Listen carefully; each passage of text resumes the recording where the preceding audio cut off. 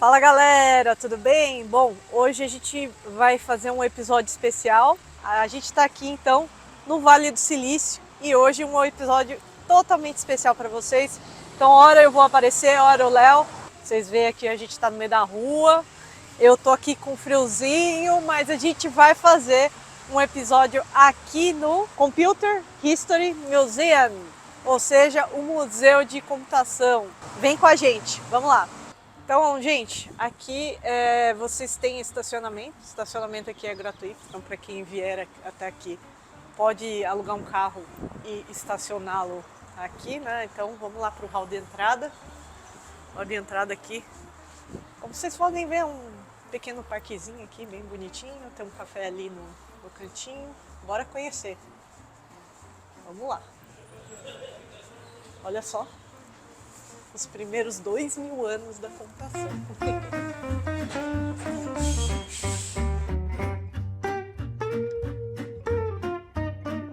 Agora a gente vai no cafezinho aqui, né? Então vamos lá, vem com a gente, vamos lá.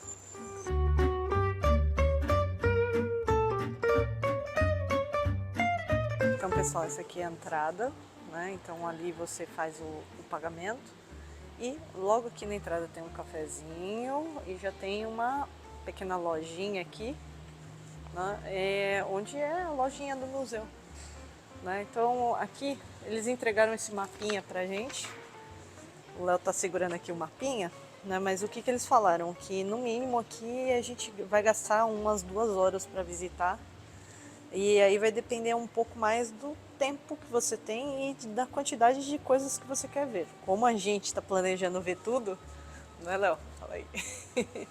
Então a gente vai gastar um bom tempo e espero que vocês gostem aqui da nossa visita no museu. Vamos lá, Léo?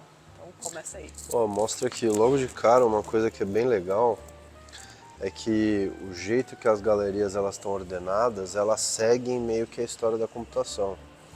Então começa com as calculadoras antigas, eu acho que a gente vai encontrar alguns ábacos, algumas coisas.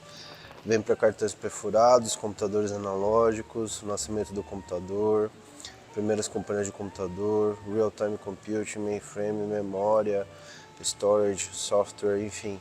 Então vai meio que uma linha lógica assim, a gente passando o tempo e vendo como que a computação vai evoluindo.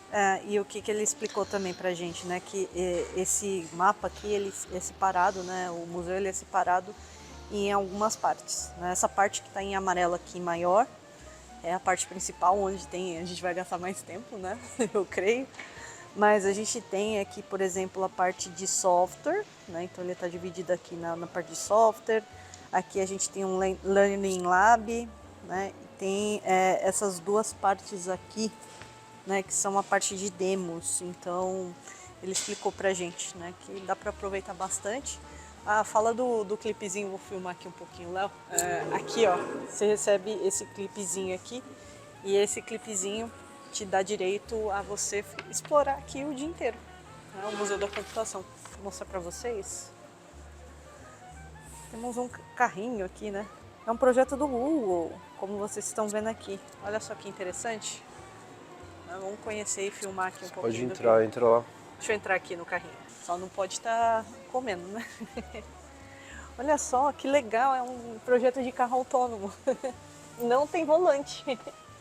Que bacana, dá para você controlar os vidros, acender a luzinha dele, todos aqui são os controles. Mas é um projeto de carro autônomo que não tem volante, né? Ele vai dirigir sozinho. Bacaninha, né? Deixa eu ver, só para vocês terem uma ideia do tamanho, olha lá. Me filma aqui de corpo inteiro, só para você ver.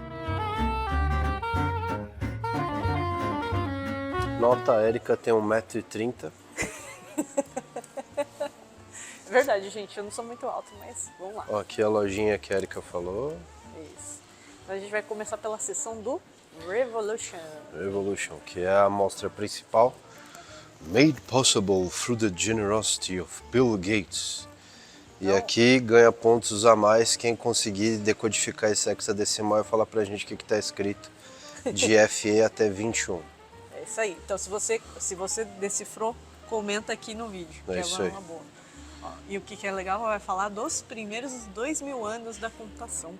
Bacana. First 2000 years. A gente tá aparecendo aqui, então dá um tchauzinho. Tchauzinho. É, ali ó, vamos lá. Revolution. Revolution. Aqui, ó, Revolution. Revolution. Então vamos lá. Gente, não sei se vocês perceberam, mas tem uns sonzinhos aqui, né? Ganha pontos quem souber de quem são os sonzinhos aqui. O Léo já tá entrando ali. Bora lá conhecer.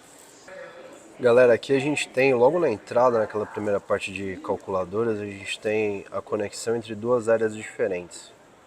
Então, até então, as calculadoras, elas eram esses mecanismos que eram um tambor que eles chamam de Leibniz Step Drum Mechanism, ou seja, esse tamborzinho que ele roda, você interage através dessa alavanca e você vai rodando esse tambor para interagir com as engrenagens da máquina. E aí, em 1887, eu sei porque está escrito aqui, ó, eles introduziram o teclado. Eu não sei se vocês conseguem ver as teclinhas.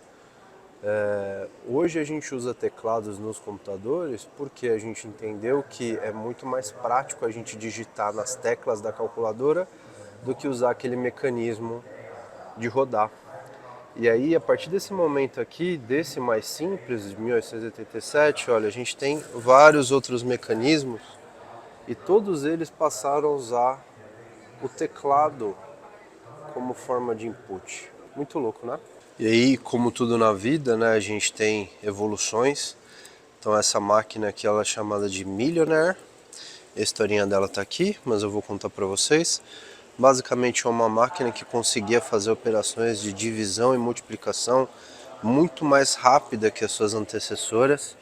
E isso foi muito louco para os engenheiros, para os cientistas da época. Foi realmente groundbreaking, né? Ou seja, foi um negócio muito bacana, ajudou muito o desenvolvimento local.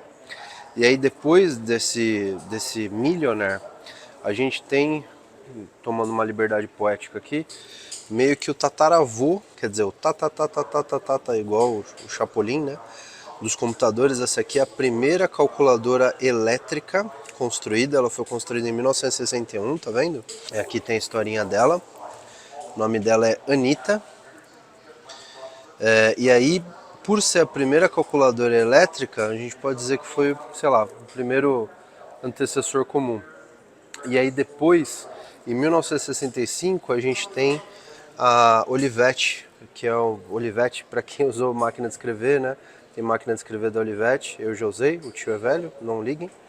Mas é uma calculadora programável. E aí começa talvez uma intersecção entre calculadoras e computadores.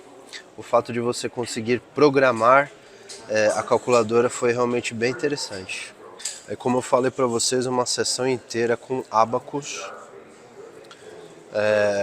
Pelas datas que a gente vê aqui, ó, tem um texto de 1500, não sei se vocês conseguem ler aqui, ó. Ou seja, desde 1500 a gente tem ábaco. E aí a gente tem aqui, por exemplo, um merchan, um comerciante chinês usando o ábaco, né? Então tem essa pintura. E o ábaco ele foi bastante utilizado por diversas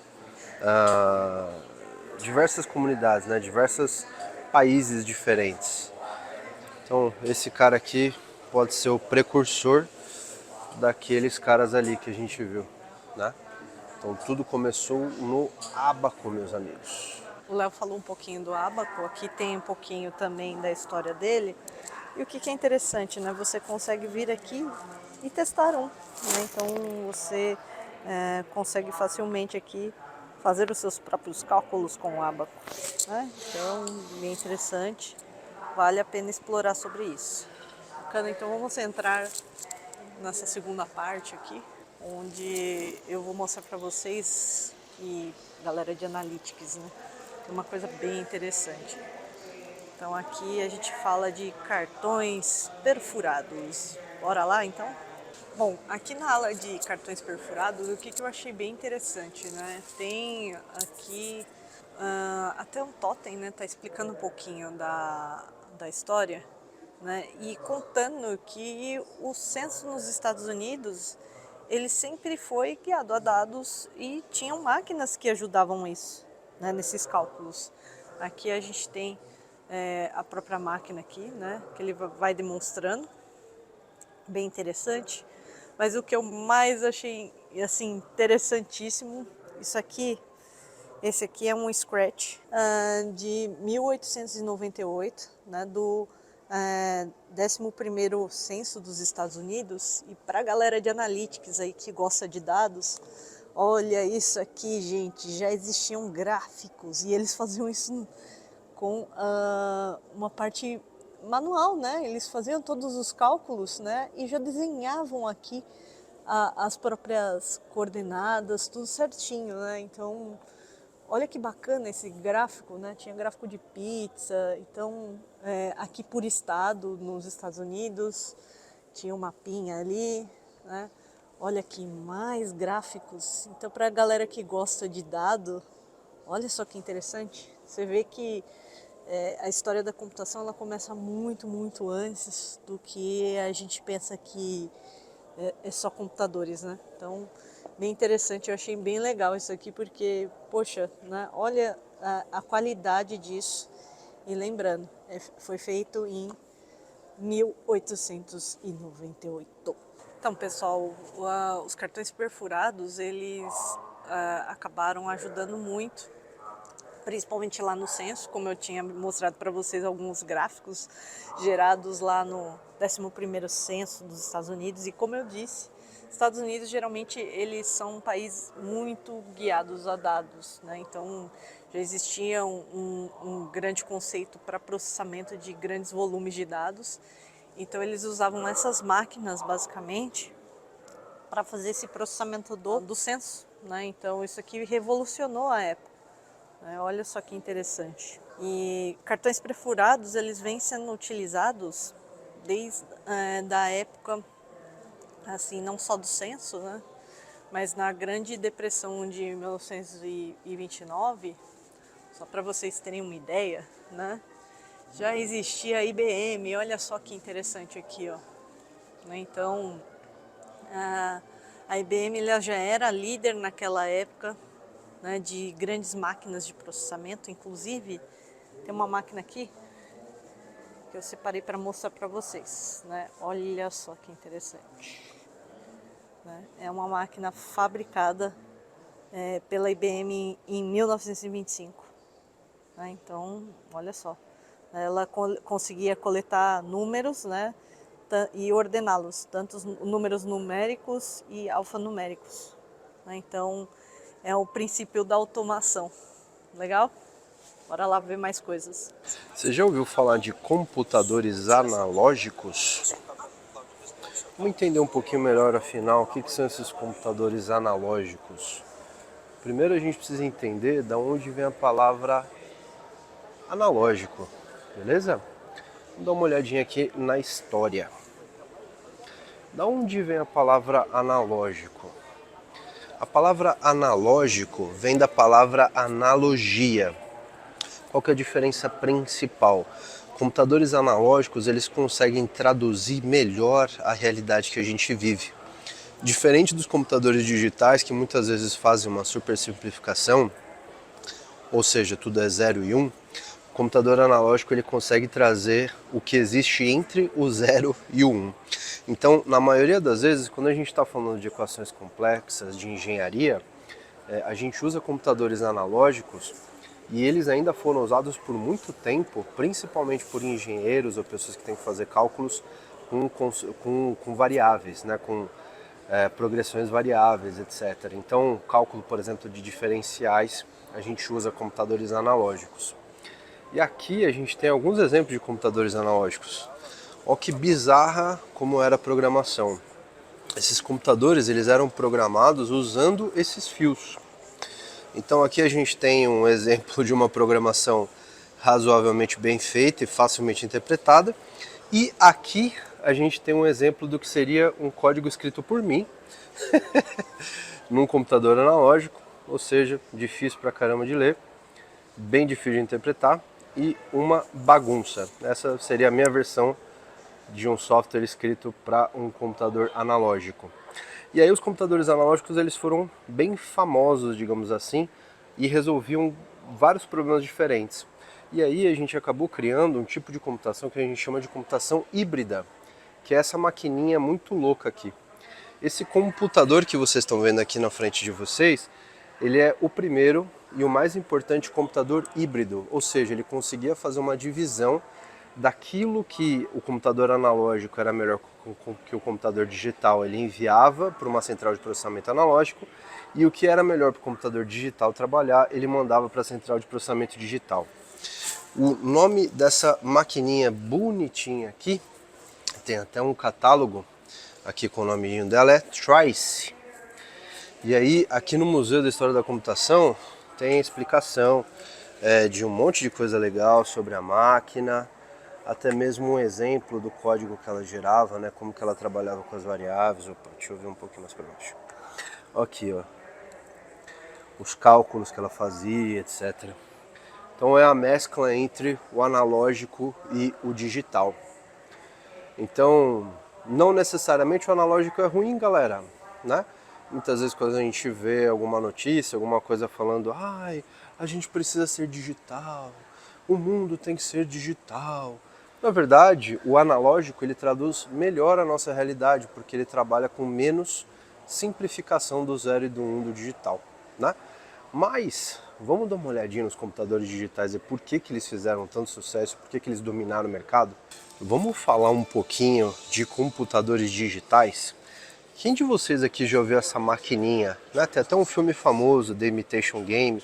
Essa aqui é uma maquininha Enigma original, realmente da época da guerra. Essa era a maquininha, uma Enigma de 1935. Só que o que acontece? O que o filme do Imitation Game não contou pra gente? A Enigma, ela era usada para comunicação de baixa importância estratégica para a Alemanha nazista. Então o que acontece? Para comunicações de field, soldados, tropas pequenas, eles usavam a Enigma. Só que para realmente comunicações aonde o Hitler ia estar, movimentações importantes de tropa, eles não usavam a Enigma.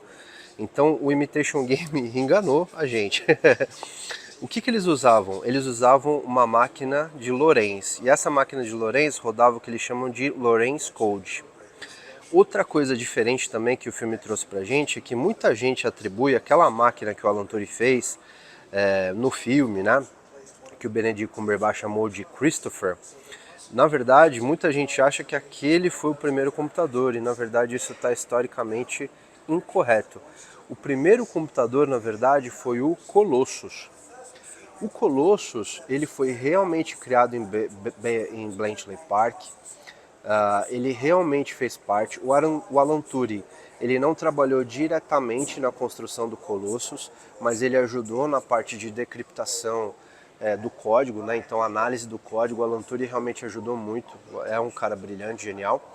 Só que quem construiu a máquina do Colossus não foi o Alan Turing. Quem construiu a máquina Colossus, eles descrevem aqui nesse filminho que fica passando muito louco, ó. Aqui eles estão falando, acho que vocês não conseguem escutar, que o sucesso do dia dele foi realmente consequência do fato dos ingleses terem conseguido quebrar o código das máquinas de Lorenz, das Lorenz Machines, e entenderem, por exemplo, que os alemães nazistas, né, a Alemanha nazista não tinha ideia que o dia D ia acontecer. Então, um pouquinho diferente daquilo que a gente imagina que aconteceu, o Colossus ele foi realmente o primeiro computador digital. E aí o que acontece? O Colossus ele foi criado na época da guerra, só que o Churchill falou, cara, por conta das tensões, do pós-guerra, etc., eu não quero que o Colossus seja noticiado como o primeiro computador. Eu não quero que os nossos inimigos estratégicos, digamos assim, tenham ideia, vou dar um tchauzinho aqui para vocês, não quero que os nossos inimigos estratégicos tenham ideia do que a gente é capaz de fazer. Então, por muitos anos, o Colossus ele não teve o crédito que mereceu. né? O Colossus hoje, com documentações e análises históricas, ele conseguiu reduzir 2 anos da guerra. Então, caso os aliados não tivessem conseguido criar o Colossus, e diferente também do que aparece no filme, né, que eles criaram uma única máquina, e a única máquina era capaz de quebrar tudo, eles criaram 12 máquinas Colossus, de 10 a 12. E aí o Churchill pediu para queimar todas as documentações e destruir as máquinas, pedaços dessas máquinas não fossem maiores que a palma de uma mão, para realmente garantir que essa inteligência, que essa nova tecnologia não caísse em mãos erradas. Só que o mundo não sabia da existência do Colossus. O mundo acabou descobrindo a existência desse carinha que vocês estão vendo aqui, que é o ENIAC. A maioria dos livros que explica sobre computação, desculpa, né, tá com um pouquinho de reflexo, deixa eu ir um pouquinho mais perto aqui, ó. Aí vai me aparecer também, tá um pouquinho atrás, enfim. Vidro é difícil, galera. Mas o Colossus, por muito tempo, ele não teve o mérito que ele merecia.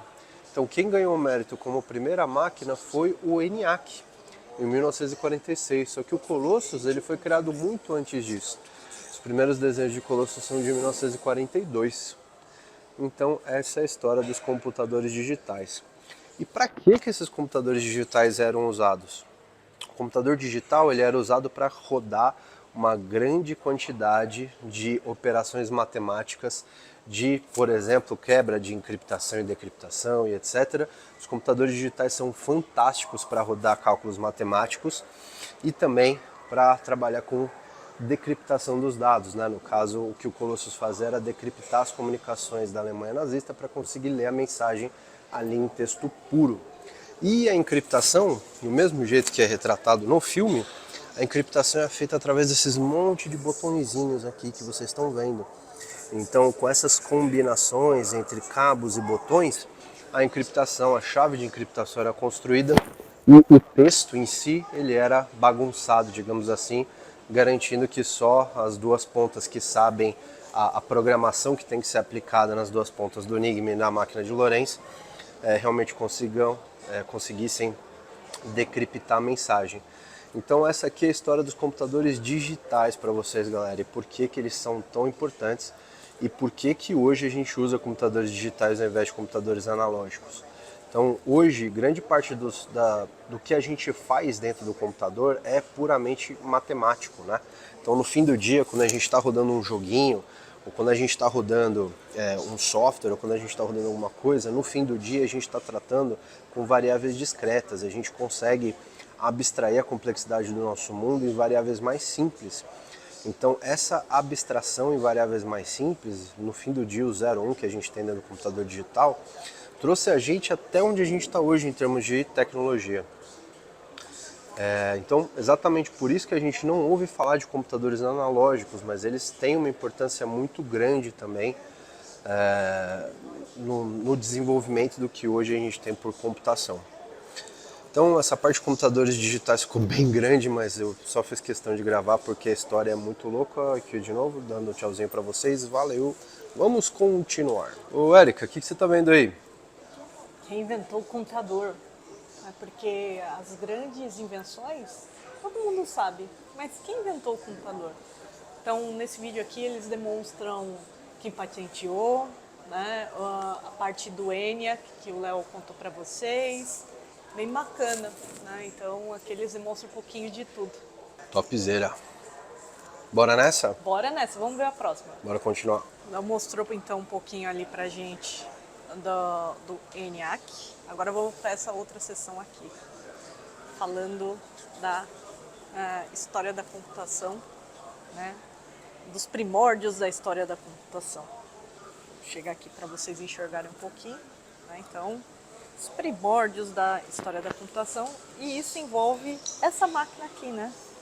Esse conjunto de máquina aqui, que foi a primeira máquina comercial de computadores que a gente teve, né? Então, o que é interessante a gente entender aqui, né? Essa máquina, ela foi utilizada para cálculo do censo. Então lembra que eu falei lá que no primórdio tinha aquela máquina de cartão perfurado? Ela fazia muito cálculo. Mas como é que a gente pode testar, né, o que a gente vê? Então testes a gente pode testar com essa máquina aqui, né? Então ela foi usada para uma parte do primeiro censo para fazer cálculos, e não só cálculos, né? Mas algo mais, digamos, mais refinado, porque ela também fazia testes. E a segunda parte, né, que está contando aqui, essa máquina ela era capaz de fazer predições, né? Então ela predizeu em 1952 quem que ia ganhar as eleições. Então olha só que interessante, primórdios da computação aqui, né? Só para vocês aí conferirem um pouquinho mais. E aí, o que será que são os computadores Leo? Quais são os usos para o Leo?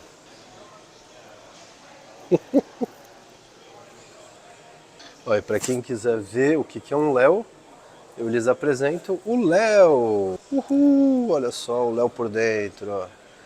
Aí. Aqui a gente tem o Léo, né? Como vocês viram aí no vídeo anterior. Olha só o Léo. E uma das primeiras vezes que o Léo se tornou independente, mais comercial, tá aqui, ó. Então a gente pode ver um pouquinho mais da parte da Ferrantis Computers. E o que eu queria destacar aqui, né?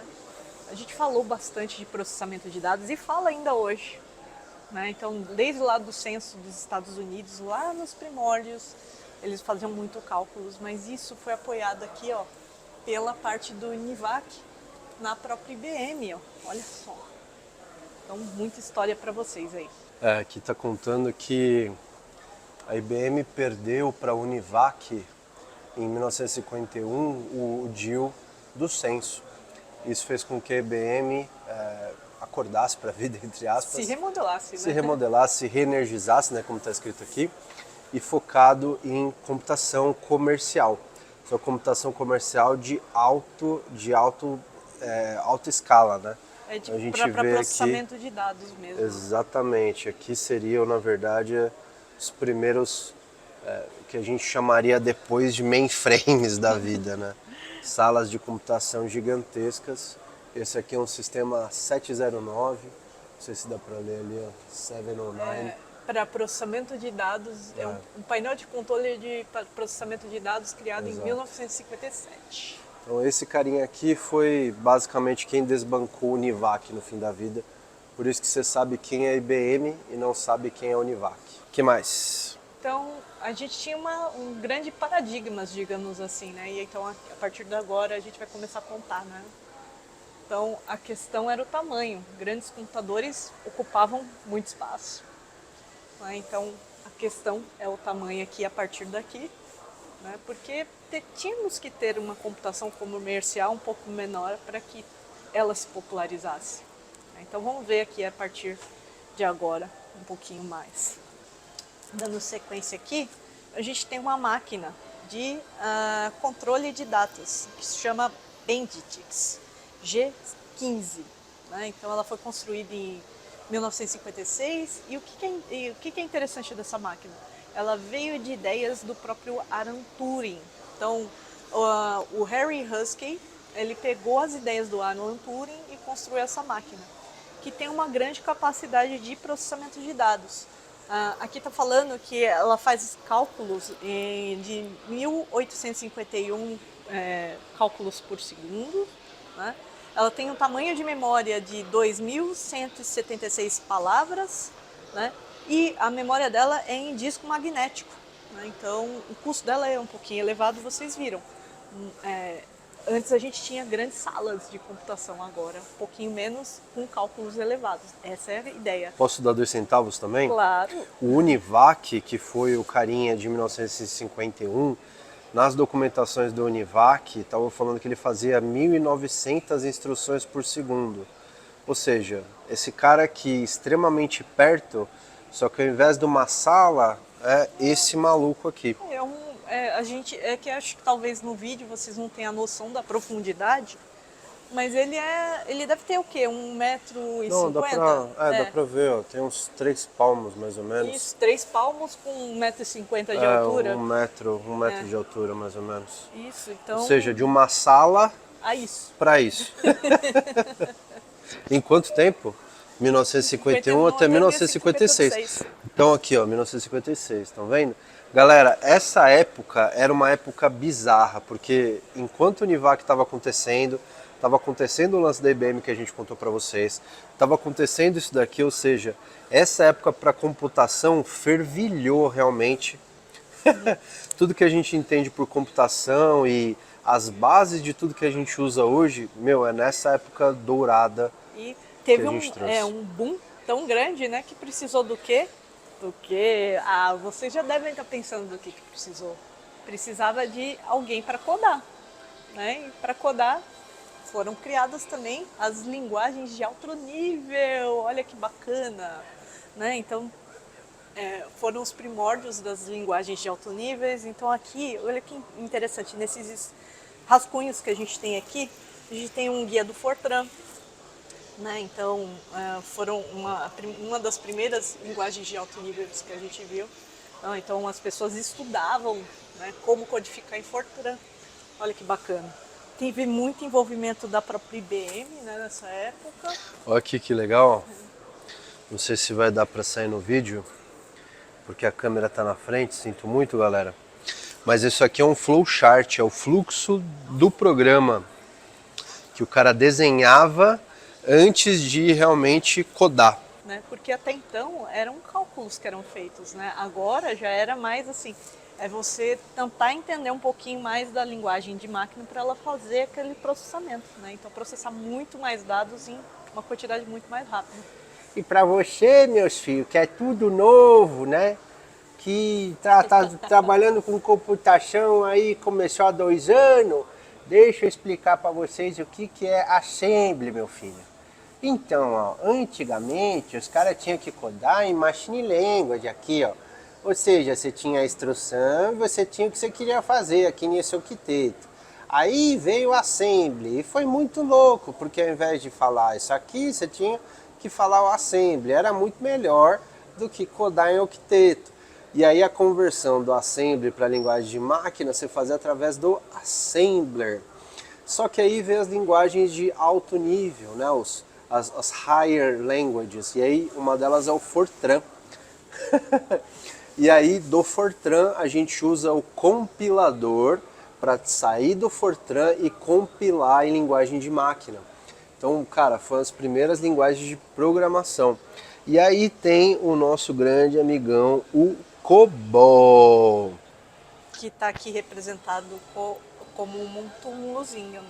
É uma pedrinha do túmulo. Uma pedrinha de túmulo, Grace Hopper. Tombstone. Tombstone. É isso aí. COBOL, ainda muita coisa codada em COBOL. Ainda sobrevive. Ainda sobrevive. Viva COBOL. Então agora, galera, a gente vai começar a entrar numa parte muito interessante aqui do museu, que é justamente a computação em tempo real.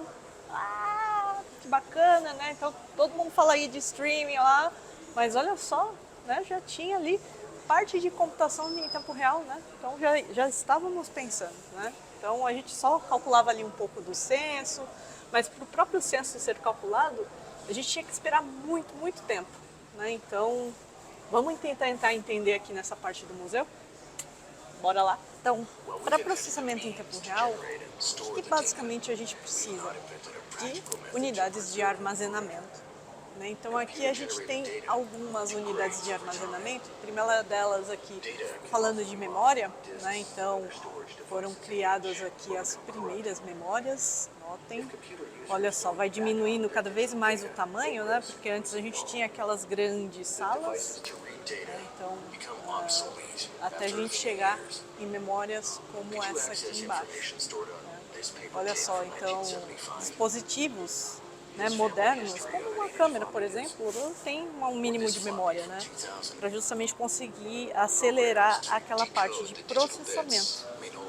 Então, agora a gente vai entrar aqui numa parte onde a gente vai começar a falar um pouquinho de ideias inovadoras, né, que tiveram a partir de cálculos, né,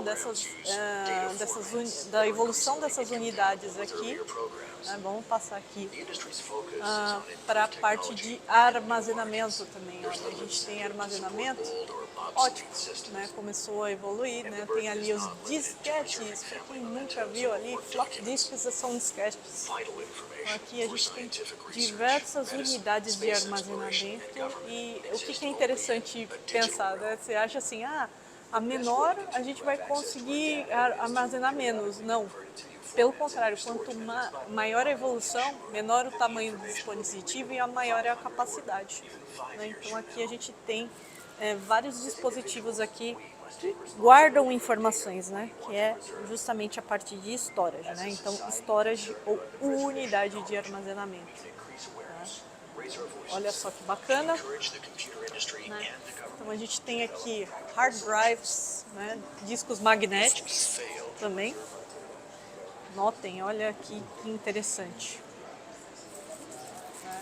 Aqui também falando aqui da evolução da parte de armazenamento, né? Então quando se tornou comercial. E o que é interessante, né? Tem alguns outros estudos aqui para cá falando de desde quando começou, né? Mas para a gente processar informações, né? Buscar informações, muitas vezes a gente vai precisar ali de unidades específicas, né? Então a gente tem um vídeo aqui falando só sobre databases, uhul! Então a gente vai gravar um pouquinho dele aqui para vocês. E aí galera, pegando o gancho da Ariquinha, tem esse vídeo aqui falando sobre database, como que os bancos de dados estão relacionados com as soluções de storage. E a gente vai deixar esse vídeo rolando para vocês agora na íntegra.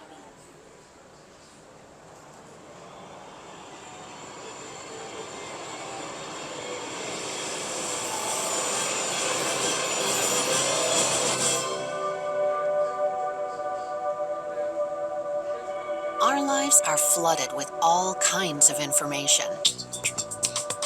Thanks to computer databases, we interact with information easily and seamlessly on a daily basis. Databases were used to organize information long before the computer age. This Sumerian tablet is an index of medical prescriptions. Ship manifests, card catalogs, and product inventories are also databases. The computer allowed databases to be automated. Early computer databases followed a flat file model, a simple, consecutive list of records.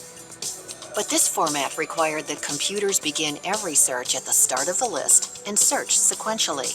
This was a slow way to search and maintain large volumes of records.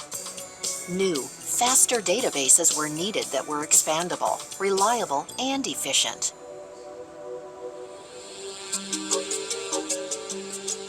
In the mid-1960s, IBM used a hierarchical model for their Information Management System, IMS. This tree-like structure, with parent nodes pointing to child nodes, was successfully used by NASA to manage drawings for the lunar lander. A more flexible network model was developed by GE's Charles Bachman. Now, child nodes could have multiple parents, but as the database got complicated, it was too hard to manage all those pointers. Ted Codd, a computer scientist at IBM, had a better idea. His relational database model, which he first proposed in 1970, organized a body of data into simple tables of related information. There were no pointers to maintain, because tables are connected only by having matching data fields. This made it easier to access, merge, and change data. C.J. Date, an IBM instructor and author, was convinced that the relational database was a better model. Codd and Date wrote papers, lectured, and debated its merits. But Codd's relational database competed with another IBM product, the profitable IMS. So IBM was slow to support the new idea.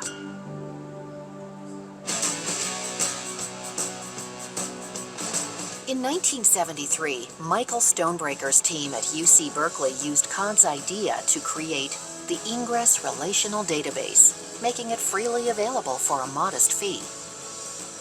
Several companies used it as the basis for successful commercial products.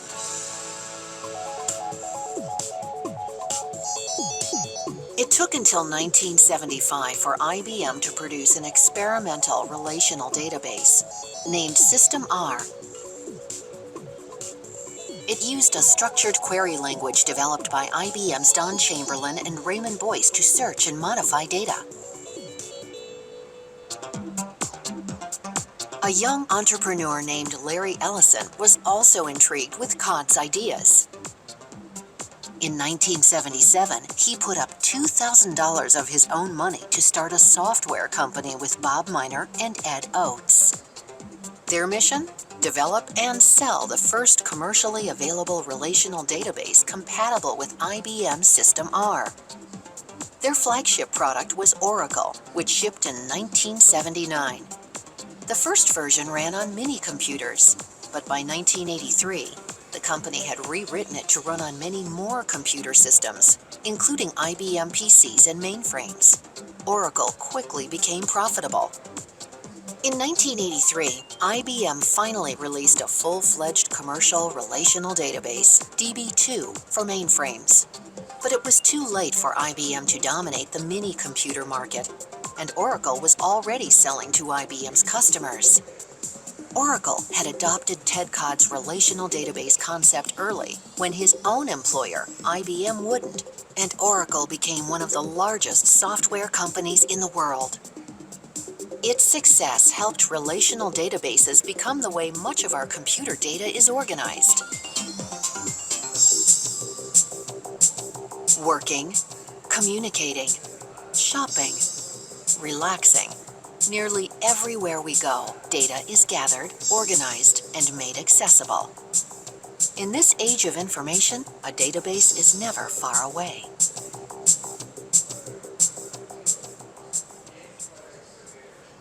E galera, agora que vocês viram um pouquinho sobre databases, deixa eu mostrar para vocês o primeiro disco, o primeiro disk drive da história, é o Hamac 350. Ele tinha uma capacidade absurda de 5 milhões de caracteres, 5 milhões de caracteres para esse tamanhão todo aqui.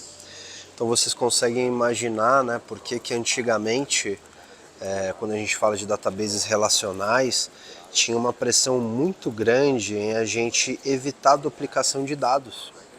Porque olha as tecnologias de armazenamento que a gente tinha. Então custava muito caro a gente fazer um armazenamento de informações. Aqui no caso, esse carinha é o primeiro disco rígido. Existem gabinetes da IBM, por exemplo, storages de kbytes que pesavam 3, 4 toneladas. Esse carinha aqui pesa acho que 800 quilos, pelo que a gente viu, para armazenar 5 milhões de caracteres. Vocês conseguem entender por que os sistemas de bancos de dados relacionais eles fizeram tanto sucesso no começo.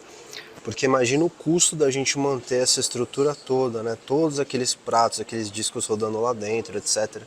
Imagina o quão desgastante, o quão oneroso e o quão caro é manter um sistema desse. Então exatamente por isso eles não podiam ter duplicação de dados. Então essa é a ideia principal, uma das ideias principais do banco de dados relacional. Evitar a duplicação de dados porque a história já era caro na época. E vem aqui, rapidinho. Eu queria fazer só um adendo, dar meus 2 centavos, como falou lá. Claro. Né? Aqui tem uma parte bem interessante contando do porquê San José. Para quem não conhece San José, ela é uma cidade muito próxima aqui ao Vale do Silício, né? Ela é considerada da região do Vale do Silício e basicamente a IBM escolheu esse lugar para ter mais independência. Então as grandes ideias, para não ficar tão engessado, só trabalhando com o pessoal que estava ali em Nova York, né, veio aqui a ideia de estabelecer um ponto aqui em San José. E aí acho que isso aqui foi um dos primórdios do Vale do Silício. Top. Aí na época demorava 12 horas para você sair de Nova York e chegar até São José na Califórnia com os aviões que a gente tinha na época. Um videozinho da época explicando, blá blá blá. Agora deixa eu mostrar para vocês como que era a memória. Lembra o Univac que a gente mostrou lá atrás? Esse aqui é o banco de memória do Univac. Ele pesa 800 libras, mais ou menos uns 500 quilos. para armazenar 1.5 KB de memória. Aqui, ó, tá escrito aqui, ó, 1.5 KB de memória. Então, vocês conseguem imaginar hoje que a gente tem computadores com 16 GB de memória, 32 GB, 64, 96 GB, 128, 1 TB de memória. Você consegue imaginar que tudo isso veio de um trambolhão desse com 1.5K. Você vê como a tecnologia ela vem evoluindo com o tempo e a gente consegue evoluir o armazenamento junto com a tecnologia, deixando essa tecnologia cada vez menor, cada vez mais leve, cada vez mais rápida, habilitando sistemas mais rápidos, sistemas mais leves, enfim, e gastando menos energia. Tem uma teoria legal sobre evolução, se não me engano, é o sistema de Kardashev, que ele ordena a evolução das espécies no universo de acordo com o quão energeticamente otimizada a espécie é. Então a gente está na escala 1 ali de Kardashev, a gente está ainda aprendendo a usar os recursos da Terra, etc. E aí a escala de Kardashev, se não me engano, vai até 5. E aí quem quiser saber um pouquinho mais sobre a escala de Kardashev, a gente fala depois, né, Eriquinha? Léo, tira uma dúvida para mim, qual que é a diferença de storage e de memória?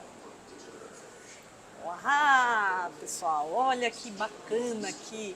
Então, para quem não sabe a diferença de storage e memória, a gente tem aqui, olha, a explicação, né? Então, a memória, basicamente, ela guarda ali as instruções que estão sendo processadas atualmente, né, concorrentemente. Já o storage ou unidade de armazenamento é para persistir esses dados, né? Então, poxa, isso é bacana, né? A gente colocar aqui para o pessoal também. E aí a gente começa a falar das coisas mais novas, de databases em memória. Aí as coisas começam a ficar mais divertidas, porque como eu mostrei para vocês, a gente já não tem mais esse trambolhão aqui de 1.5K em 500 quilos, né? Hoje a gente já tem arrays de memória muito maiores, muito mais otimizados.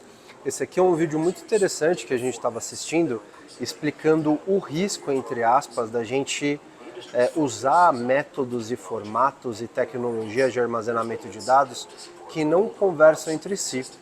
Então, eu, por exemplo, a Eriquinha também, eu acredito que alguns de vocês tenham, por exemplo, informações armazenadas em disquete.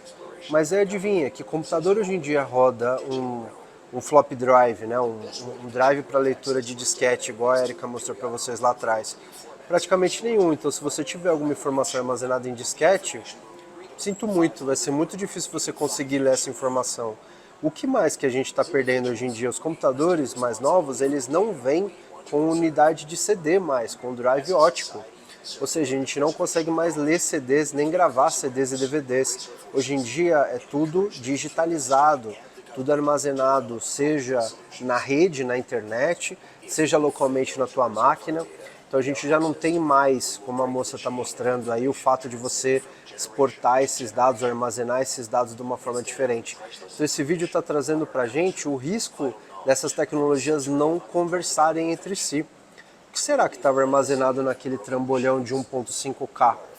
Será que estava armazenado alguma informação legal? Nunca saberemos, né?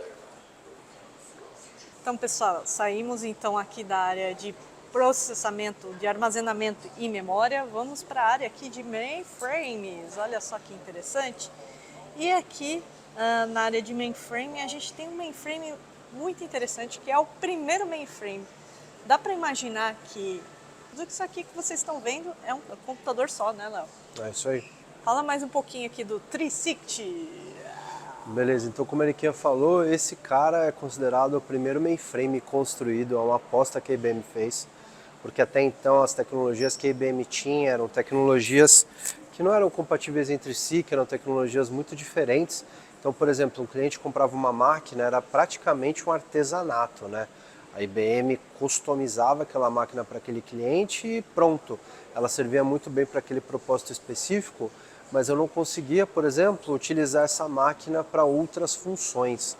Ela era extremamente customizada e ela não tinha como você, por exemplo, pegar os dados de uma máquina e jogar em outra. Então a ideia da IBM, quando ela construiu o System 360, é realmente consolidar essas informações todas num único modelo computacional e de armazenamento, que é o que a Erika está mostrando lá em cima.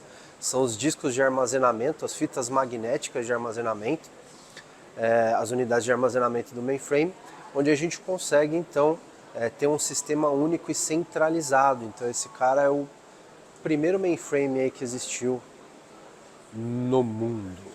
No mundo. Então, gente, dando continuidade aqui da parte de mainframes, aqui a gente mostra os primeiros mainframes. Que veio depois do System 360, né? Exatamente, olha só. Né? Então, poxa, o que tem dentro de um mainframe daquele precisa ter o quê? Software. Né? Então, software ele se tornou muito, muito importante para justamente a gente conseguir utilizar o mainframe e ter um propósito para ele. Então agora a gente vai entrar numa seção que a gente chama de software. E o que é importante aqui? Então bora lá, amigos devs de plantão.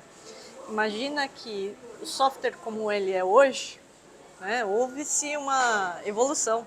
Né? Então tem toda uma filosofia por trás, né? Como é que a gente programa, como é que a gente coloca ali mensagens de erros, né? Então, nessa área aqui do museu, eles mostram um pouquinho disso. Né? Até tem uma frase aqui, ó, bem bacana. Né? Então, parte da programação. Então, a parte de programação é uma arte, porque a gente aplica todo o nosso conhecimento acumulado no mundo, e isso requer, assim, skills, né? Habilidades, principalmente para a gente conseguir construir algo belo. Né? Então é isso que eles mostram um pouquinho aqui nessa parte de software. Legal? Então aqui tem aqui a computação, quando ela se torna um pouquinho mais popular. E olha só que ponto interessante aqui. Tem uma genealógica das linguagens de programação. Então, ó, começando no Fortran. Em quando? 1954, ó. Fortran. E aqui, ó, vai evoluindo, tá vendo? São versões aqui de Fortran diferentes. Isso vai desmembrando, tá vendo? Então isso ao longo do tempo, ele vai crescendo. Então isso para os amigos devs aí de plantão, vão gostar muito, muito disso, né? Bacana? Olha só, vamos ver as mais modernas, né? Até os dias atuais. Aqui tem até os anos 2000, né? Então o que a gente tem? C Sharp, JavaScript, Delphi, né? Então Java, aqui, ó. Python. E aí Python continua, tá vendo que todas Python essas da aqui. alegria. E tem algumas que deixam de existir, né? Olha só, para quem acha que Ruby é algo novo, mas olha aqui, ó. 93, né? Começou a ser criada. E ela é originária de outras linguagens. Olha só que bacana. Então aqui a gente tem um quadro completo aqui da origem das linguagens e os desmembramentos, né? Então é isso. A evolução aqui das linguagens de programação. It didn't occur to me at the time that I just had to program in order to be a happy man. Adding a couple of lines to my... I want it to be elegant in a way that hangs together so somebody can read it and smile. Software programmers have extended our reach, amplified our minds, and given us immense powers in a world alive with information and interaction. Those who lived not long before us would have called it magical. But it's not magic. It's software, making computers work.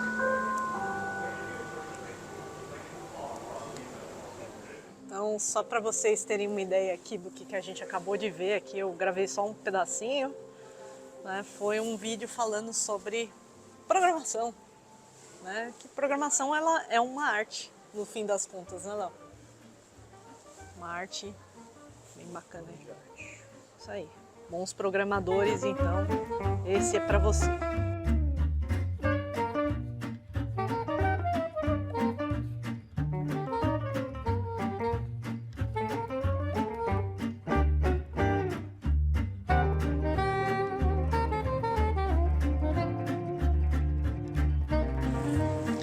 Aqui, galera, eu queria mostrar para vocês time sharing.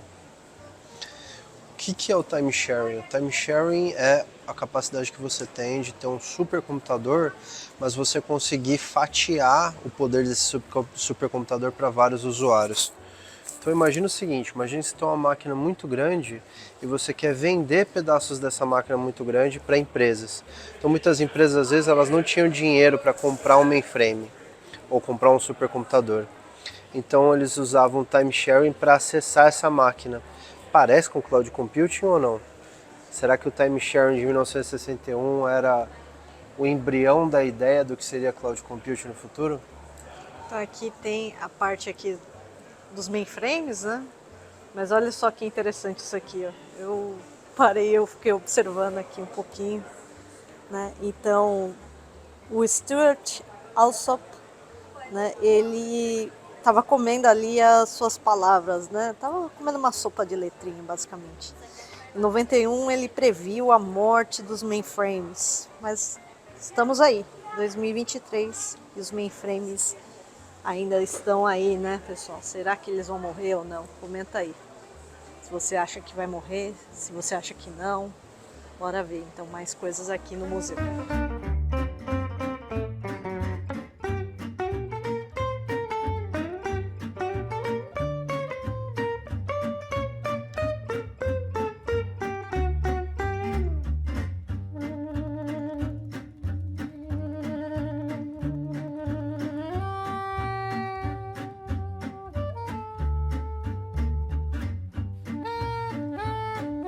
Bom, pessoal, aqui a gente vai entrar então na parte de supercomputadores e para destacar aqui o supercomputador eu vou pegar aqui o Cray One, né, que é justamente esse supercomputador daqui, muito importante, porque por muito tempo ele foi considerado o computador mais rápido da Terra.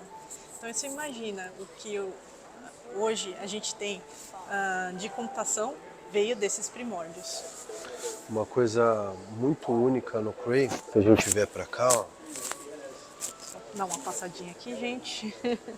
era o sistema dele circular.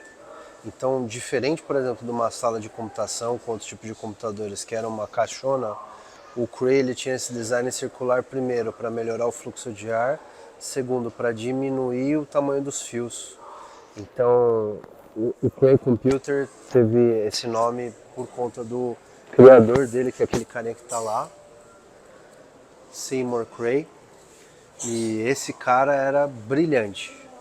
Sei lá, se me permite a comparação ao Steve Jobs do supercomputador dessa época. Sim, e se não fosse ele, a gente não iria caminhar ali depois, a gente vai comentar ali, mas para os computadores pessoais, né? Então, imagina que isso aqui é os primórdios, né? Veio de tudo isso. Então, isso foi diminuindo aquelas salas gigantes que a gente tinha de processamento. Olha só o tamanho disso aqui. Muito interessante. E aí, passando aqui, bem rapidamente, né? Então, a gente está aqui falando de supercomputadores. Olha só, né? Então, isso veio evoluindo. Justamente, vou destacar esse outro aqui, que é um projeto. Né?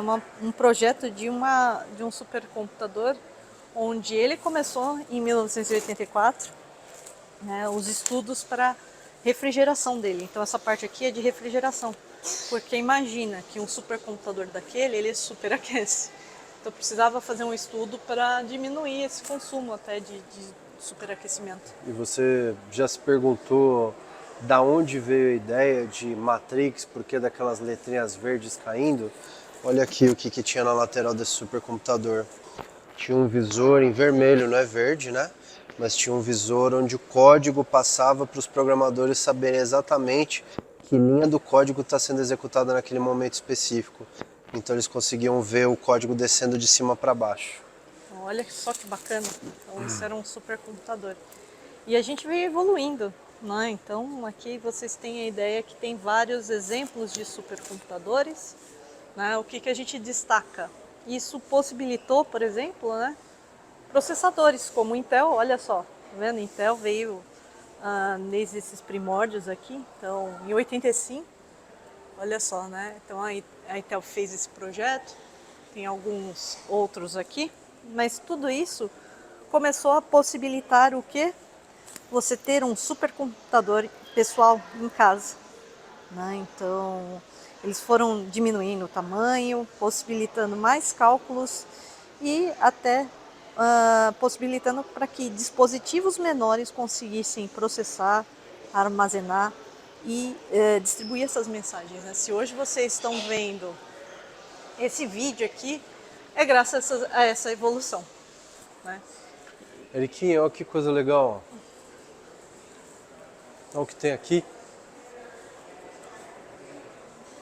Olha só, então, gente, tudo isso foi possibilitando o quê? O processamento paralelo. O processamento paralelo massivo, o MPP. Então, poxa, gente, está tudo conectado, né? Isso foi uma evolução. Né? Imagina que a gente começou a paralelizar as instruções e processá-las, elas, cada vez mais rápido, né? Em dispositivos cada vez menores, como esses aqui da Intel que eu mostrei. Né? Então, você fazer isso, essas instruções serem processadas mais rapidamente, de maneira concorrente e massivamente, né, foi uma ideia que veio sendo construída ao longo do tempo, com a evolução da tecnologia em si. Bacana? Isso aí, gente. Vamos lá, tem mais aqui do museu para a gente curtir.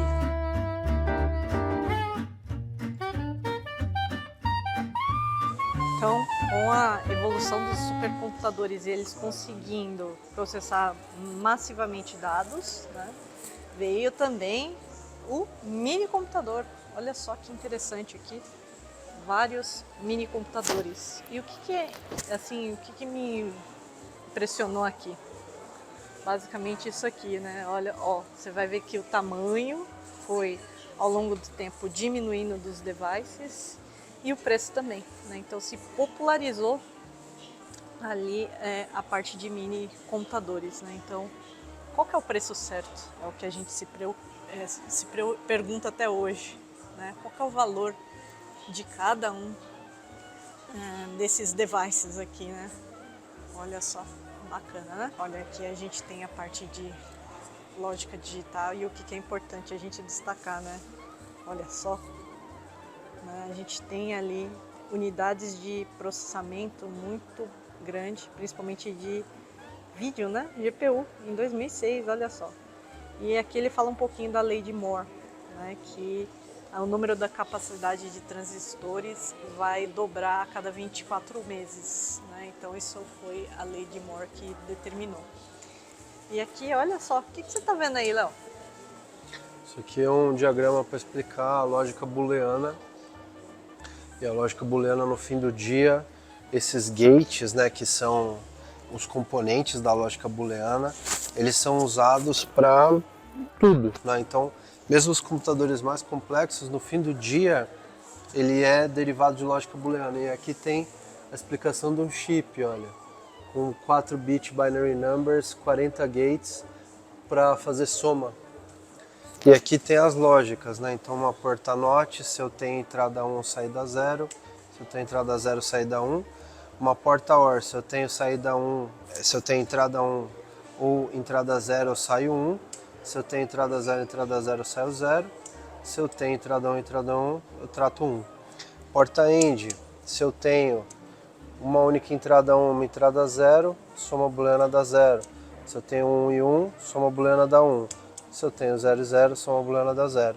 E aqui, uma coisa mais complexa com instrução de feedback, ou seja, estou pegando o final dessa instrução e jogando nessa, estou pegando o final dessa instrução e jogando nessa.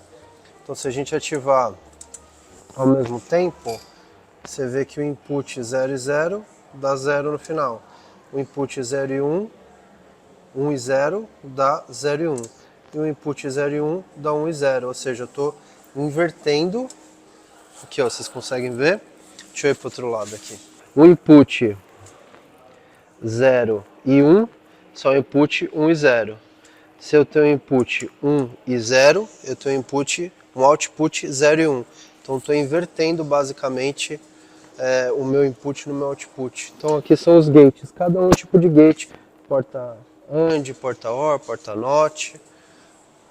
Aí tem também a porta NAND, mas enfim, essa é a estrutura básica do que existe dentro de uma CPU. Bacana, vou continuar vendo aqui então. E o primeiro cara que viu a ideia de aplicar a lógica booleana é esse cara chamado Claude Shannon. Ele pensou isso em 1930, publicou uma tese de mestrado em 1937 e meio que foi a base do computador digital. A maioria das inovações tecnológicas elas funcionam assim. Alguém lá atrás teorizou alguma coisa, fez uma publicação científica.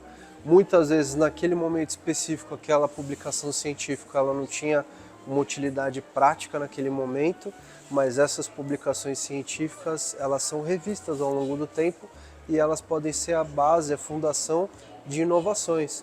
Então, se o seu país quer inovar, você precisa favorecer, você precisa fomentar a comunidade científica. Caso contrário, not think. Fala galera, então aqui a transição da válvula. Então, não sei se vocês lembram quando a gente falou do ENIAC, eu falei para vocês, eu brinquei ali na hora que ele é um computador baseado em válvula. Então, no fim do dia, o ENIAC ele tem as instruções de 0 e 1 trabalhadas através de válvulas a vácuo. Aqui é a troca, a migração entre um sistema valvulado que gasta muito mais energia, é muito menos otimizado para um sistema baseado em transistores. Então aqui está falando um pouquinho da ideia, em 1939, realmente a invenção do transistor, que veio revolucionar primeiro o tamanho dos computadores. Então quando você saiu de válvula, que a válvula, vocês lembram como que era o ENIAC? A válvula era grande, virando para um transistor que hoje em dia, micrômetros ali é o tamanho do transistor. Então aqui a gente está vendo realmente a transição do valvulado, que é o que está aqui à esquerda, para o transistor, que é o que está aqui, ó, Eriquinha, mostra para eles um transistor. Um transistor no comecinho, 1957 e tal. E aí os transistores são cada vez mais trabalhados, cada vez mais diminuídos para hoje a gente ter milhões ou até mesmo bilhões de transistores no mesmo circuito de processamento. Mais uma parte aqui de circuitos integrados, bem bacana. A gente vai caminhando para a computação pessoal mesmo, olha. Um computador pessoal, né? Chamado PET, também bacana. Né? Você vai ver que a computação foi evoluindo, possibilitando até a integração com outros devices. Olha só que interessante esse aqui. Né? Isso aqui é um tênis que tem unidades de processamento que é nesses pods aqui. Você comprava, acoplava no tênis e via no aplicativo qual que era a sua performance de corrida. Então tudo isso aqui, além de caminhar para a computação pessoal, possibilitou a entrada do quê? De inteligência artificial e robótica. Vamos ver um pouquinho aqui dos robozinhos, né? Então olha só, tem um Furby aqui, ó, robozinho mais antiguinho aí, talvez a galera lembre. Olha só que interessante. Tem um de 84 e 85, eu achei legal esse aqui que é com fita cassete. Ali no fundo, vou mostrar para vocês. Tem alguns computadores pessoais aqui ajudando a inteligência artificial. O mais interessante que eu achei aqui foi esse aqui, que foi capaz de resolver ali um jogo. Jogo não, parte de... Olha o Léo aí, parte de xadrez. Eu achei muito legal. Por que a gente chama robots? Vem da palavra tcheca robota, que significa trabalho escravo. Caramba, bem interessante mesmo. E olha aqui que legal esse último. a conexão entre AI e robótica. Então, eu até tava falando para eles daquele supercomputador ali preto, que foi o que resolveu problemas de jogo de xadrez. Então, ele foi o primeiro, é um computador da IBM. É o Deep Blue? Vem ver. Ó, vou passar aqui novamente só para vocês verem. É isso aí, a gente vai vendo e aprendendo junto, cara. Olha só. Aqui, ó. Ele resolveu, ganhou um campeonato de xadrez. Deep Shot, Deep Blue. Viu? É isso aí. Tá vendo? O Léo estava certo. E eu I was falei. right. E eu li isso aqui e falei, que legal. Muito louco. Eu achei legal também esse aqui, ó, Lambda. Mas é com Lisp. Aqui, ó, tá aqui. Lisp é uma linguagem de programação. Olha só que interessante. KDR Meet. Que legal. Né? Vamos voltar. E um computador pessoal, olha o mouse, gente. 83, né, galera?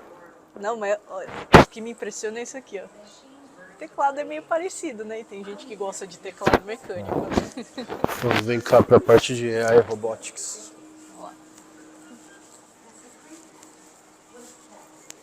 Isso aqui eu achei muito legal. A conexão entre AI e Robotics. A parte de AI para o pensamento e a parte de robótica para a execução. Então as duas coisas meio que caminham juntas, né? Para criar o quê? Um autonomous agents, né? É Agentes autônomos para conseguirem desempenhar tarefas distintas, simultâneas. Você né? mostrou para eles esses robôs policiais? Não, eu passei bem por cima, né? Mas vamos Que mostrar, legal. olha Esses que legal. robôs policiais têm até o cinto de utilidade do policial. Puta, é verdade, eu não tinha percebido. Bom. Não, o que eu mais gostei foi esse aqui, eu até comentei anteriormente, mas esse aqui é legal que ele tem uma fita cassete, você consegue colocar Legal. fita cassete pra ele. Top. Top. Vamos. A gente vai dar mais volta aqui na parte de robóticas. Olha só que legal. Boa, galera. Vamos continuar dando um rolê aqui. Tem muito ainda pra ver, né, Léo? Gente, ali a gente passou pela parte de música, de entrada, de output e input, né? E aqui a gente está entrando na parte de computadores pessoais. E o que eu queria destacar aqui? Olha só. Esse é o Apple I. Steve Wozniak soldou cada um desses ICs, meus amigos. E olha que bonito, assim, acho que no vídeo não dá para descrever o quanto é bonito, é bem organizado, é limpo, é bonito. Aqui, ó, tem até a assinatura dele, ó. Woz. Nossa, isso aqui é história, gente, olha isso. Caramba. E olha só quantos devices pessoais a gente tem aqui. Ó, aqui tá um pouquinho da história do Homebrew Computer Club, que meio que também o embrião do Vale do Silício, né? Muita inovação na área de computação rolou, foi apresentado no Homebrew Computer Club para que o antigo Venture Capital, né, que é pessoas investirem nos projetos, pudessem comprar os projetos e investirem ou conseguir vender as soluções que eles tinham. Então o Homebrew foi muito importante para esse começo da computação pessoal. E a ideia era ter o quê? Computadores para todos. Olha só. Os primórdios dos computadores pessoais. Eu mostrei o PET, o Apple II, né? Olha só que lindo, né? Já era bonito o Apple desde aquela época, né? Vamos ver aqui. A propaganda. O que é mais doce que um Apple? Um Frankly Ace 100. Nossa, que legal aqui. Ó, amigas. Olha os amigos aqui. Em cima.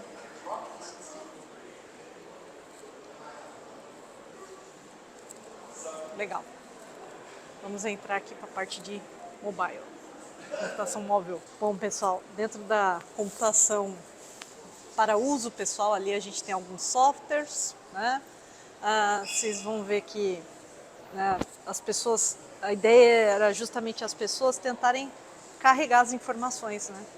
Carregarem unidades de processamento para justamente conseguir, de forma portável, né, utilizar isso no seu dia a dia. E olha só que bacana o que a gente encontrou aqui. Ela vai tentar levantar aqui o quê? Um Osborne, né? Era uma maleta computador. Olha só, vamos ver se o Léo consegue. Eita! Ele tá fazendo força, olha a cara dele. Eu já levantei. Já levantou? Tava levantando até a caixa. Dá pra carregar. Isso era um computador pessoal. Deixa eu ver, ó, pra ter um comparativo, que o Léo não é muito comparativo. Deixa eu tentar levantar. Então você vai conseguir também, não é Será? tão pesado. Eu achei que era mais pesado. Não. Isso é verdade, ó. Tá vendo? Mas é muito mais pesado do que com os computadores que a gente tem hoje, né? Então... E ó, o que a gente tem aqui, ó. Nossa, O primeiro iPhone, mano. Ó, 2007. aquele que o tio Jobs foi lá e fez aquele pitch. Quem nunca viu esse pitch, recomendo, porque... A phone, Isso. a music não sei o que, a browser, a phone, não. A phone. A phone. E olha só, os wearables, né? Que é tipo dispositivo que você pode usar. Fones, nossa, celulares com teclado QWERTY. Os telefones foram ficando cada vez mais smart. Exatamente. Olha só, vários dispositivos aqui. E temos... Ah, Léo, quer ver? Mostra aqui. Palm Tops. Palm Tops. Que era um computador de bolso, né? Então, você carregava isso aqui na palma da mão. Palm Tops. Palm Tops. Bem bacana. Acredite, as pessoas mais novas não vão acreditar, mas aquela era a tecnologia da época.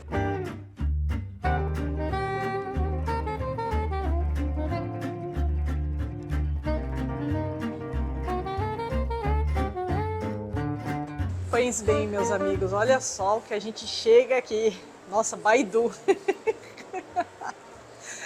Mas aqui a gente chega no mundo maravilhoso da web, the World Wide Web, né? A conectividade e a super rede de computadores é o que a gente vai ver aqui agora. Notem aqui, a gente tem um supercomputador do próprio Google, né? Então, que ele usava justamente para... É um servidor, tá vendo? Olha só. Então o Google era processado nesses servidores. O famoso bonezinho aqui é Google. Né? 1999. 1999. Olha só. Bonezinho de quando que é? Anos 2000. Né? Então... O pessoal do Google criou esse design com base em peças, em componentes mais simples, conseguiu criar esse hack que eram os indexadores do que hoje a gente chama de internet. Internet e buscadores, né? Tipo, a gente busca informação neles. A própria evolução, né? Se a gente for pensar, ChatGPT, hoje em dia a gente usa muito para quê? Para fazer buscas, né? Saber os porquês. Então aqui conta um pouquinho dos primórdios da internet, né? Dispositivos usados para comunicação, localização, né? Então aqui um pouquinho de tudo, né? Da grande rede mundial de computadores. Bacana, venham visitar aqui que eu achei bem interessante, né? Olha só, redes locais, sistemas operacionais de rede, bem bacana, vale a pena. Olha só, uma camisetinha da Cisco. Cisco does it. Os protocolos de comunicação da Cisco. Olha só, a ARPANET. Léo, o que é a ARPANET aí a nós? A ARPANET era uma rede para interconexão de universidades que, conforme foi evoluindo, se transformou no que a gente chama de internet hoje. Então a gente está vendo o desenvolvimento da ARPANET, né? Quantos mais nodes a gente vai colocando conforme vai passando o tempo. É o primórdio da internet. E olha só, nossa, isso aqui eu não sabia, ó. Detalhezinho para vocês aqui, ó. um computador da Cisco, né? É um gateway, desculpa, um gateway da Cisco com um desenho de uma Golden Gate. Bem bacana, né? Legal. Primórdios da internet. Então, se temos internet hoje, meus amigos, é por conta desta evolução.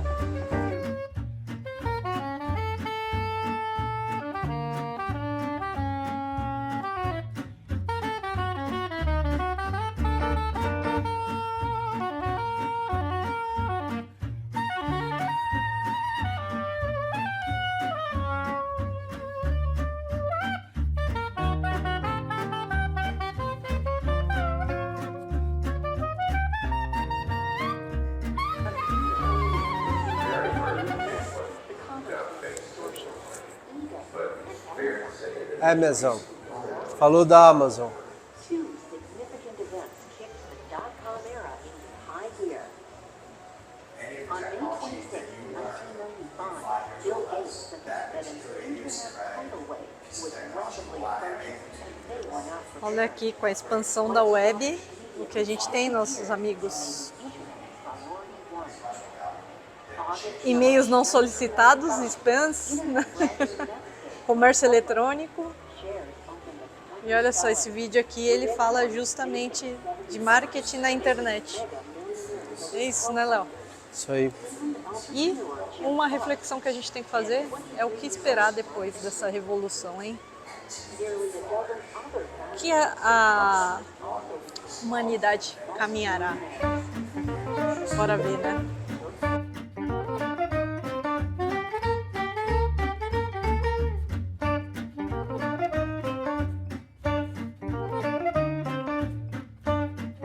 Aqui fala um pouquinho das evoluções de joguinhos. Space Invaders, tem um Pac-Man ali. Atari ali, ó. Atari é ali, ó.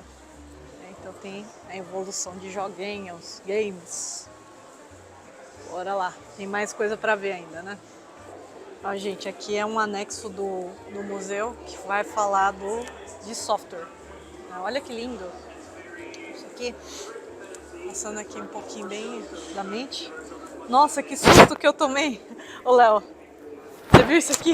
Vi. Eu tomei um susto no chão. Joguinho. Né? Então tem, isso tudo é programado aqui através de software. Ó, vou pegar. Ó. É bacana aqui, então é falando de software no geral.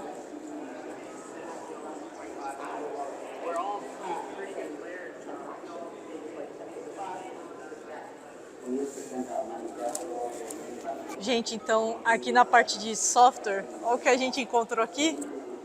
Quem lembra disso aqui? Quem já teve contato com isso? Isso aqui eram enciclopédias. Vocês são capazes de pensar que hoje tudo isso aqui está na internet? Cabe muito mais informação que aquilo lá. E a gente tem as famosas Wikipedias, onde a gente pode pesquisar informações. Bacana, né? Olha só, aqui na parte de software, a gente encontrou um veículo colidido. Eles fazem testes de software mesmo para colisão de carros. Isso aqui é um Ford Taurus, né? Foi aqui, ó, até tem o número do crash test, né? Do teste de batida. Olha só. É por isso que você não deve dirigir e falar no celular ao mesmo tempo, paizinho. Ou dirigir bêbado também, né? Aqui tem um pouquinho... Olha o bonequinho que participou aqui do teste. Gente, eu vou tocar no bonequinho. É um bonequinho pesado. Acho que ele tem ali o peso de um ser humano.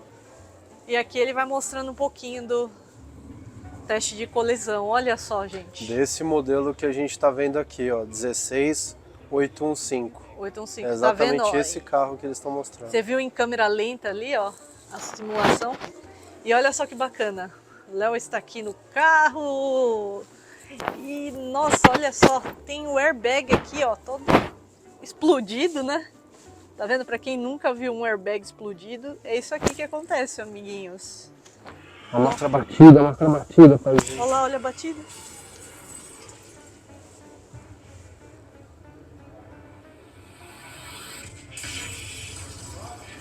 Nossa. E sabe o que é mais interessante? Ó, pequenos detalhes. Você tá vendo o carro aqui. Olha como ficou a maçaneta. Pequenos detalhes aqui, ó, que mostra em câmera lenta. Mas da hora, gostei. Curti. Léo, faça as honras aqui, filma aqui. Eu vou sentar do lado do bonequinho. O companheiro bonequinho, ó.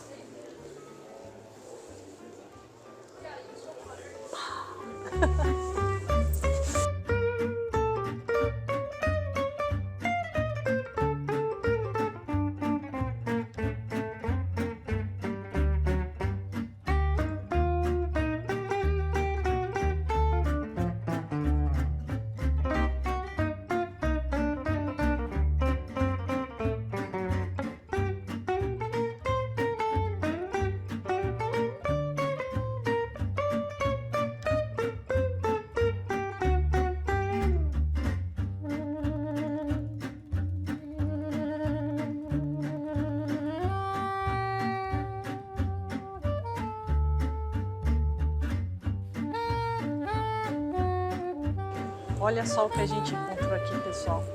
Então, dentro do museu tem softwares que falam aqui das imagens em altas resoluções para resolução assim de problemas, até na área de saúde. Poxa, essas imagens computadorizadas, né? Quem já fez um exame já viu isso aqui, né? Aqueles exames de tomografia. E olha só que interessante aqui, o Léo tá até vendo, vou deixar ele mostrar aqui pra gente.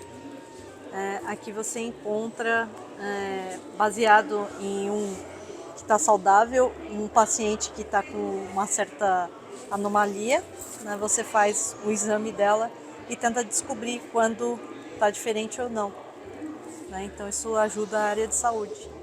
Bem bacana isso aqui.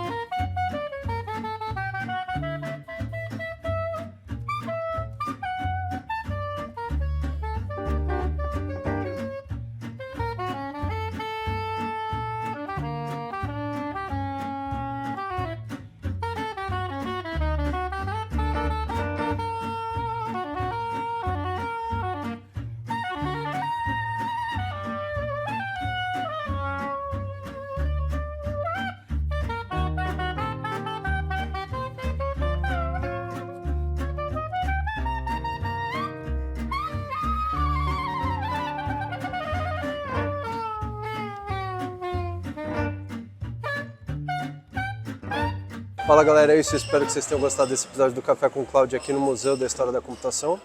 É isso aí. Eu espero que vocês tenham gostado tanto quanto eu gostei. Eu amei aqui o museu como um todo, a organização dele. Vale muito a pena, se você quiser, vem visitar a gente. Maravilha, então obrigado, um abraço para vocês. Se inscrevam, dê like no canal e a gente se fala. Obrigado. Falou, tchau, tchau. Tchau.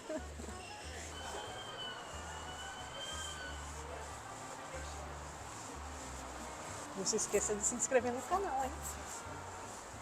Dá um like nesse vídeo.